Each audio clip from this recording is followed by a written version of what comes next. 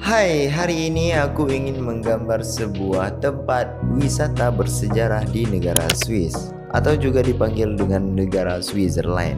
Di sini aku akan menggambar dengan rumus perspektif satu titik hilang. Ikuti terus garis tangannya. Semoga bermanfaat dan selamat mencoba. Objek yang aku gambar adalah Old Town, Switzerland yang terletak di kota Zurich. Zurich memiliki area bernama Old Town. Area tersebut dikatakan sebagai area peleburan berbagai kebudayaan, kehidupan sosial, dan sejarah di Swiss. Maka dari itu akhirnya banyak masyarakat Swiss yang berwisata ke kota itu, bahkan turis juga banyak yang mengunjungi kota tersebut.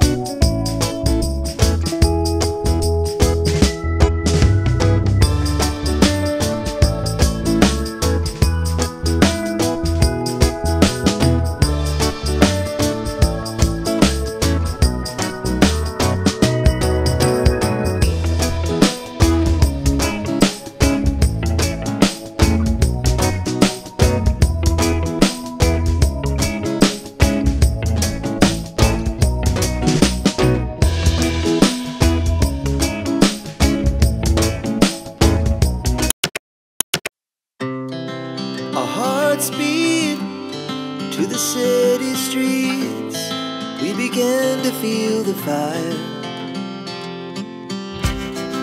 We rise like tall buildings as the chemicals, they take us higher.